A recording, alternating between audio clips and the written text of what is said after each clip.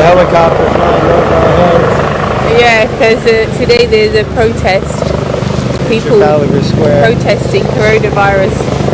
We're protesting the material energy. Yes, the real virus. Yeah, the real virus. Here we are in the material world. Yes. And anyway, we're all suffering. Okay, so we're reading from Canto 1, Chapter 17, Text 26. Again, we'll say the invocation. Om Namo Bhagavate Vasudevaya. Om Namo Bhagavate Vasudevaya. Om Namo Bhagavate Vasudevaya. You are now standing... No, hang on. Text 26. The burden of the earth was certainly diminished by the personality of Godhead and by others as well. When he was present as an incarnation, all good was performed because of his auspicious footprints. Text 27. Now she, the chaste one, being unfortunately forsaken by the personality of Godhead, laments her future with tears in her eyes. For now she is being ruled and enjoyed by lower class men who pose as rulers. Purport. The Kshatriya, or the man who is qualified to protect the sufferers, is meant to rule the state. Untrained lower class men or men without ambition to protect the sufferers cannot be placed on the seat of an administrator. Unfortunately, in the age of Kali, the lower class men without training occupy the post of a ruler by strength of popular votes. And instead of protecting the sufferers, such men create a situation quite intolerable for everyone. Such rulers illegally gratify themselves at the cost of all comforts of the citizens, and thus the chaste Mother Earth cries to see the pitiable condition of her sons, both men and animals. That is the future of the world in the age of Kali, when irreligiosity prevails most prominently, and in the absence of a suitable king to curb irreligious tendencies, educating the people systematically in the teaching of Srimad Bhagavatam will clear up the hazy atmosphere of corruption, bribery, blackmail, etc. Educating the people systematically in the teachings of Srimad Bhagavatam. So, this is the highest welfare work to help society by trying to educate people in the teachings of Srimad Bhagavatam. So, that's what we're trying to do. Text 28. Maharaj Parikshit who could fight 1,000 enemies single-handedly, thus pacified the personality of religion and the earth, and he took up his sharp sword to kill the personality of Kali, who is the cause of all irreligion. Purport. Then they come together. As described above, the personality of Kali is he who deliberately commits all kinds of sinful acts which are forbidden in the revealed scriptures. This age of Kali, it was actually peaceful here when we originally sat down. Yeah. This age of Kali will certainly be full of activities of Kali, but this does not mean that the leaders of society, the executive heads, the learned and intelligent men, or above all the devotees of the Lord, should sit down tightly and become callous to the reactions of the age of Kali. In the rainy season, certainly there will be profuse rainfalls, but that does not mean that men should not take means to protect themselves from the rains.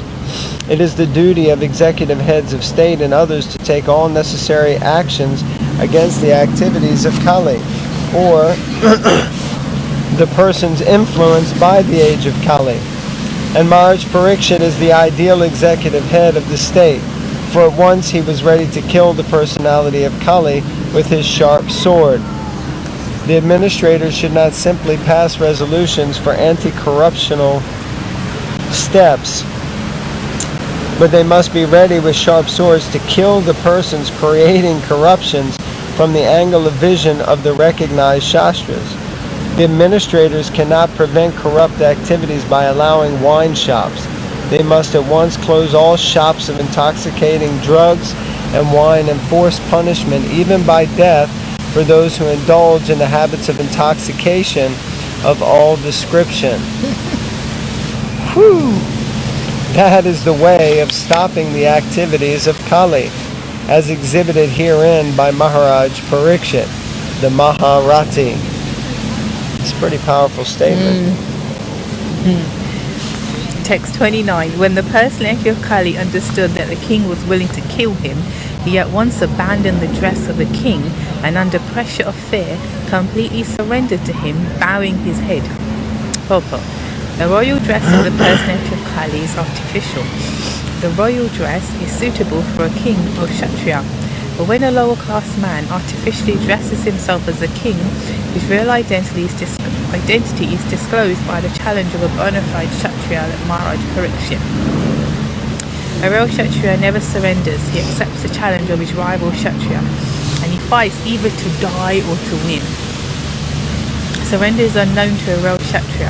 In the age of Kali, there are so many pretenders dressed and posed like administrators or executive heads, but their real identity is disclosed when they are challenged by a real kshatriya. Therefore, when the artificially dressed personality of Kali saw that to fight Maharaj Parikshit was beyond his ability, he bowed down his head like a subordinate and gave up his royal dress. Text 30. Maharaj Parikshit, who was qualified to accept surrender and worthy of being sung in history, did not kill the poor surrendered and fallen Kali, but smiled compassionately, for he was kind to the poor. Purport. Even an ordinary kshatriya does not kill a surrendered person, and what to speak of Maharaj Parikshit, who was by nature compassionate and kind to the poor. He was smiling because the artificially dressed Kali had disclosed his identity as a lower class man, and he was thinking how ironic it was that although no one was saved from his sharp sword when he desired to kill, the poor lower class Kali was spared by his timely surrender.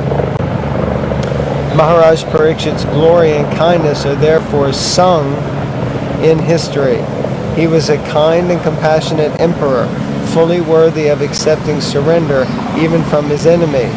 Thus, the personality of Kali was saved by the will of providence. Text 31. The king thus said, "We have inherited the fame of Arjuna. Therefore, since you have surrendered yourself with folded hands, you need not fear for your life. But you cannot remain in my kingdom, for you are the friend of irreligion." Purport. The personality of Kali, who is a friend of all kinds of irreligiosities, may be excused if he surrenders, but in all circumstances he cannot be allowed to live as a citizen in any part of a welfare state. The Pandavas were entrusted representatives of the personality of Godhead, Lord Krishna, who practically brought into being the battle of Kurukshetra, but not for any personal interest. He wanted an ideal king like Maharaj Yudhishthira and his descendants like Maharaj Parikshit to rule the world, and therefore a responsible king like Maharaj Parikshit could not allow the friend of irreligiosity to flourish in his kingdom at the cost of the good fame of the Pandavas.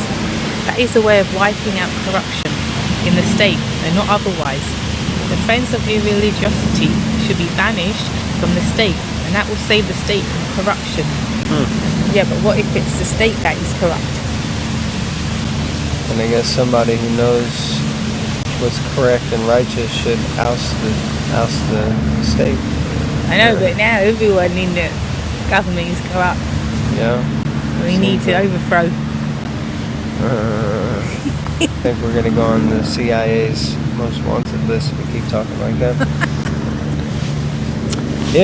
Text 32, if the personality of Kali, irreligion, is allowed to act as a man-god or an executive head, certainly irreligious principles like greed, falsehood, robbery, incivility, treachery, misfortune, cheating, quarrel, and vanity will abound. Feel the tube train going underneath this. Purport. The principles of religion, namely austerity, cleanliness, mercy, and truthfulness, as we have already discussed, may be followed by the follower of any faith. There is no need to turn from Hindu to Mohammedan to Christian or some other faith and thus become a renegade and not follow the principles of religion. The Bhagavatam religion urges following the principles of religion. The principles of religion are not the dogmas or regulative principles of a certain faith. Such regulative principles may be different in terms of the time and place concerned, but one has to see whether the aims of religion have been achieved. Sticking to the dogmas and formulas without attaining the real principles is not good. A secular state may be impartial to any particular type of faith, but the state cannot be indifferent to the principles of religion as above mentioned. But in the age of Kali, the executive heads of states will be indifferent to such religious principles, and therefore under their patronage the opponents of religious principles such as greed, falsehood, cheating, and pilfery will naturally follow. And so there will be no meaning to propaganda crying to stop corruption in the state. Text 33. Therefore, O friend of irreligion, you do not deserve to remain in a place where experts perform sacrifices according to truth and religious principles for the satisfaction of the Supreme Personality of Godhead. Purport. Yagneshwara, or the Supreme Personality of Godhead, is a beneficiary of all kinds of sacrificial ceremonies. Such sacrificial ceremonies are prescribed differently in the scriptures for different ages. In other words, sacrifice means to accept the supremacy of the Lord, and thereby perform acts by which the Lord may be satisfied in all respects. The atheists do not believe in the existence of God, and they do not perform any sacrifice for the satisfaction of the Lord. Any place or country where the supremacy of the Lord is accepted and thus sacrifice is performed is called Brahmavarta. There are different countries in different parts of the world, and in each and every country may have different types of sacrifice to please the Supreme Lord. But the central point in pleasing Him is ascertained in the Bhagavatam, and it is truthfulness. The basic principle of religion is truthfulness, and the ultimate goal of all religions is to satisfy the Lord. In this age of Kali, the greatest common formula of sacrifice is the Sankirtan Yajna. That is the opinion of the experts who know how to propagate the process of Yajna. Lord Chaitanya preached his method of Yajna, and it is understood from this verse that the sacrificial method of Sankirtan Yajna may be performed anywhere and everywhere in order to drive away the personality of Kali and save human society from falling prey to the influence of the age. Text 34. In all sacrificial ceremonies, although sometimes a demigod is worshipped, the Supreme Lord, Personality of Godhead, is worshipped because He is the supersoul of everyone and exists both inside and outside like the air. Thus, it is He only who awards all welfare to the worshipper. Purport. It is even sometimes seen that demigods like Indra and Chandra are worshipped and offered sacrificial awards, yet the rewards of all such sacrifices are awarded to the worshippers by the Supreme Lord. And it is the Lord only who can offer all welfare to the worshipper. The demigods, although worshipped, cannot do anything without the sanction of the Lord, because the Lord is the supersoul of everyone, both moving and non-moving. It's only when you read. I know. It's good, at least you're not being disturbed. In Bhagavad Gita 9.23, the Lord Himself confirms this in the following shloka. Yepi anya devata bhakta yajante shraddhaya yanvita. Shipi mam eva kunteya yajanti avidi purvakam. Whatever a man may sacrifice to other gods, the son of Kunti, is really meant for me alone, but is offered without true understanding.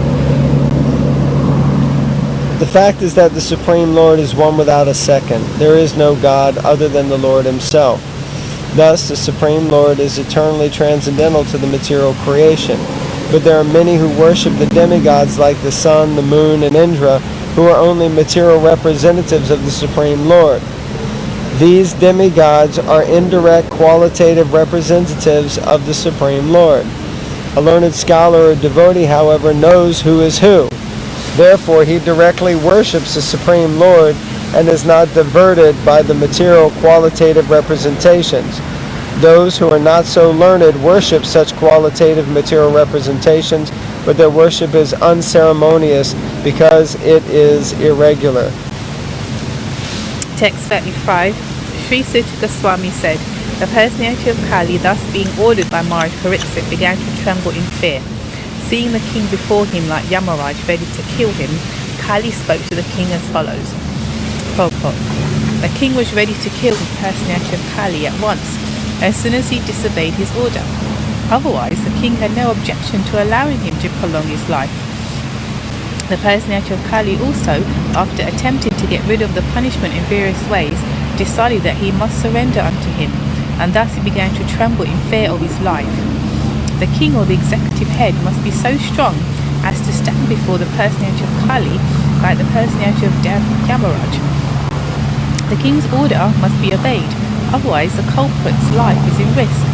That is the way to rule the personalities of Kali with great disturbance in the normal life of state citizens. Text 36. O your majesty, though I may live anywhere and everywhere under your order, I shall but see you with bow and arrows wherever I look. So Kali's scared at this point. Purport. The personality of Kali could see that Maharaj Pariksit was the emperor of all lands, all over the world, and thus anywhere he might live, he would have to meet with the same mood of the king. The personality of Kali was meant for mischief, and Maharaj Pariksit was meant for subduing all kinds of mischief mongers, especially the personality of Kali. It was better, therefore, for the personality of Kali to have been killed by the king, then and there, instead of being killed elsewhere. He was, after all, the surrendered soul before the king, and it was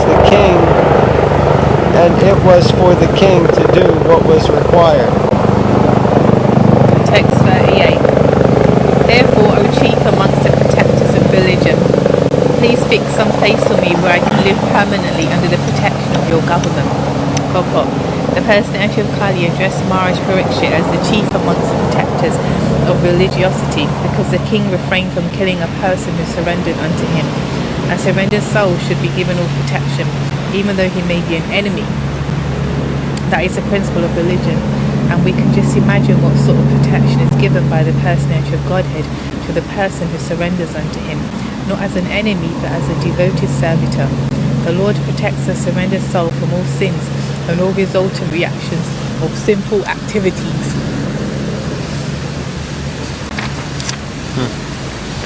Yeah, even an enemy should be protected. Controversial. 38. Sutta Goswami said, Maharaj Pariksit, thus being petitioned by the personality of Kali, gave him permission to reside in places where gambling, drinking, prostitution, and animal slaughter were performed. Purport. The basic principles of irreligiosity, such as pride, prostitution, intoxication, and falsehood, counteract the four principles of religion, namely austerity, cleanliness, mercy, and truthfulness. The personality of Kali was given permission to live in four places, particularly mentioned by the king, namely the place of gambling, the place of prostitution, the place of drinking, and the place of animal slaughter. Srila Jiva Goswami directs that drinking against the principles of scriptures such as assault, Ramani Yajna, association with women outside marriage, and killing animals against the injunctions of scriptures are religious. In the Vedas, two different types of injunctions are there for the pravritras, or those who are engaged in material enjoyment, and for the nivritas, or those who are liberated from material bondage. The Vedic injunction for the pravritas is to gradually regulate activities towards the path of liberation. Therefore, those who are in the lower stage of ignorance and indulge in wine, women, and flesh, drinking by performing Sutramani Yajna, association of women by marriage, and flesh eating by sacrifices, are sometimes recommended. Such recommendations in the Vedic literature are meant for a particular class of men, and not for all. But because they are injunctions of the Vedas to particular types of persons, such activities by the pravritas are not considered a dharma.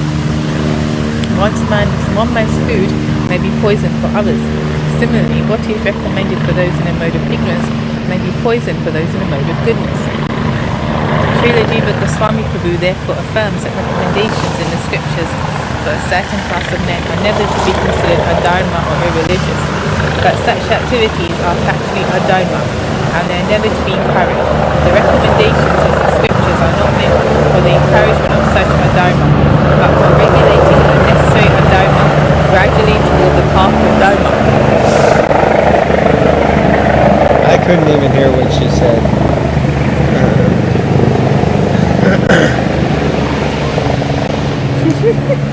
Following in the footsteps of Maharaj Parikshit, it is the duty of all executive heads of states to see that the principles of religion, namely austerity, cleanliness, mercy, and truthfulness, are established in the state, and that the principles of religion, namely pride, illicit female association or prostitution, intoxication, and falsity, are checked by all means.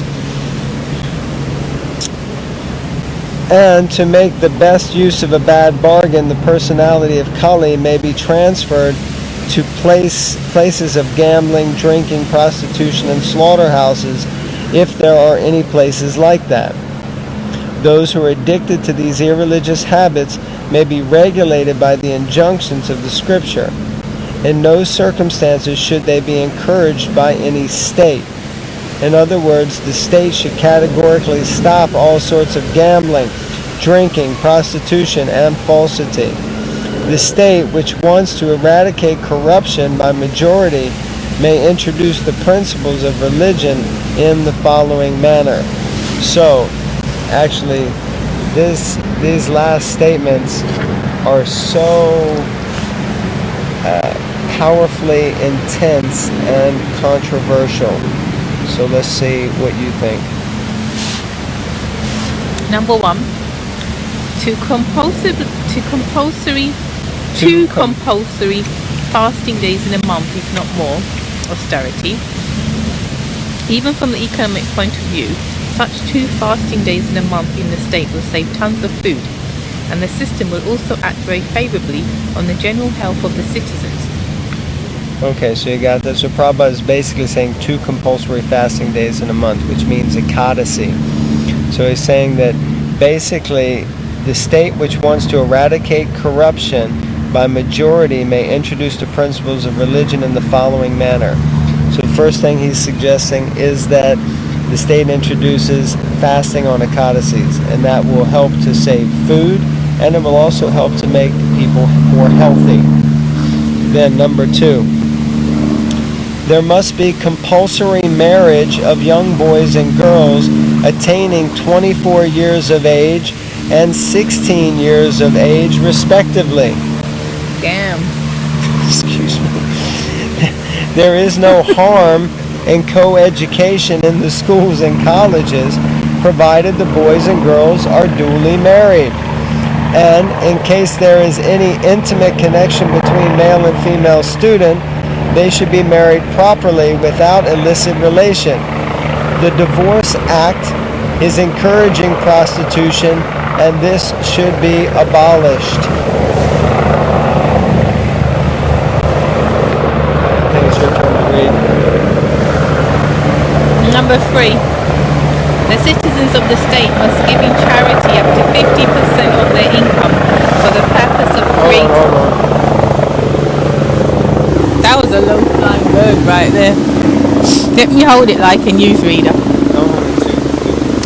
The citizens of the state must give in charity up to 50% of their income for the purpose of creating a spiritual atmosphere in the state or in human society, both individually and collectively. They should preach the principles of Bhagavatam by karma yoga, or doing everything for the satisfaction of the Lord. Regular hearing of the Srimad Bhagavatam from authorized persons or realized souls, chanting of the glories of the Lord congregationally at home or at places of worship, rendering all kinds of service to Bhagavatas, engaging preaching Srimad Bhagavatam, and residing in a place where The atmosphere is saturated with God consciousness. If the state is regulated by the above process, naturally there will be God consciousness everywhere.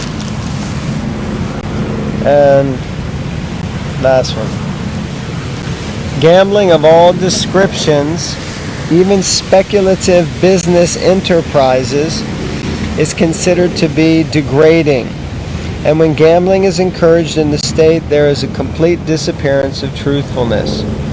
Allowing young boys and girls to remain unmarried more than above mentioned ages and licensing animal slaughterhouses of all description should be at once prohibited. The flesh eaters may be allowed to take flesh as mentioned in the scriptures and not otherwise. Intoxication of all description, even smoking cigarettes, chewing tobacco, or the drinking of tea must be prohibited. Hare Krishna. Jai Srila Prabhupada Ki Jai. Grantaraj Srimad Bhagavatam Ki Jai. So that's one to think about, meditate on, and look at. So that was text 38 of the 17th chapter, first canto of the Srimad Bhagavatam. If you have any questions on what we just read, please leave a comment below and we will definitely respond. Jai. Thank you very much. Hare Krishna.